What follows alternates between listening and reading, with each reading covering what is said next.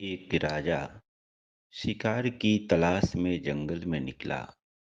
शिकार की खोज करते करते वह गहरी जंगल में चला गया। मार्ग भटक गया।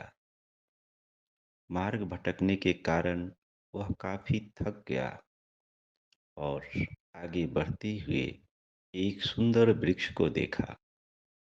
उस वृक्ष को देखकर उसके मन में यह विचार जागा कि यहाँ कुछ समय हम विश्राम करेंगे। राजा थका हुआ था। उस वृक्ष के पास जाकर विश्राम करने लगा और सोचने लगा कि अगर हमें गहरी नींद आ जाती तो बड़ा ही आनंद आता, मेरी सारी थकान दूर हो जाती।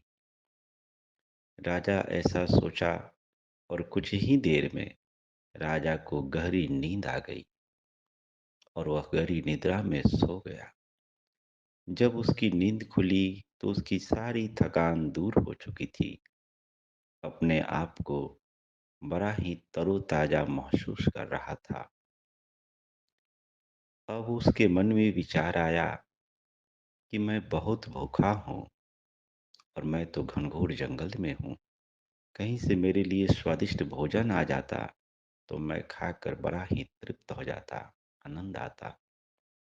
राजा ऐसा सोचा और उसके सामने उसके मनोअनुकूल स्वादिष्ट भोजन उपस्थित हो गया। यह देखकर राजा थोड़ा आश्चर्यचकित हुआ कि अरे, मैं सोचा और मेरे सामने मेरे मनोअनुकूल भोजन उपस्थित कहाँ से हो गया। फिर भी राजा इसके बारे में ज्यादा विचार नहीं किया क्योंकि भूखा था। उसके मनोअनुकूल भोजन आया और उस भोजन को खाने लगा। खाने के बाद उसका मन बड़ा तृप्त हुआ, बड़ा खुश हुआ और अब वह इधर उधर जंगल में देखने लगा। दूर दूर तक उसे कोई मार्ग दिखाई नहीं दे रहा था। जंगल घनघोर था। घनघोर जंगल को देखकर अब राजा के मन में एक भय उत्पन्न होने लगा। वह सोचने लगा कि अरे, मैं तो इस घनघोर जंगल में हूँ। पता नहीं कोई हिंसक प्राणी आ जाए और मुझे खा जाए तो मैं तो मर ही जाऊंगा। उसके मन में यह भय उठा। उसके मन में यह विचार उठी और तभी उसको दूर से शेर की दहाड़ने की आवाज सुनाई देने लगी। राजा बड़ा भयभीत हुआ कि अरे, लगता है कोई शेर आ रहा है और अब तो वह मुझे खा ही जाएगा।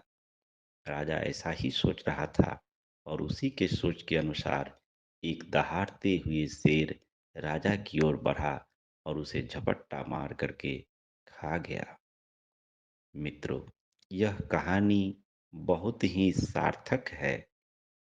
जिस वृक्ष के नीचे वह बैठा था वह वृक्ष कल्प वृक्ष था। यानी कल्प वृक्ष के नीचे मनुष्य बैठकर जो कुछ सोचता है उसे पूरा हो जाता है। वास्तव में वह कल्प वृक्ष किसी जंगल में नहीं, कहीं स्वर्ग में नहीं, बल्कि हर मनुष्य के भीतर उसके मन में है। मन में जिस व्यक्ति को जैसा विचार चलता है और वह विचार अगर लगातार चलते रहे तो वह उसकी इच्छा अनुसार वह चीज पूरी हो जाती है। कोई व्यक्ति अगर हमेशा सकारात्मक सोच रखता है तो उसके विचार के अनुसार उसकी विचार की तरंगे ब्रह्मांड में जाती है और सकारात्मक तरंगों से जुड़ जाती है और उसके सकारात्मक सोच के अनुसार उसकी सकारात्मक इच्छाएं पूरी होती है।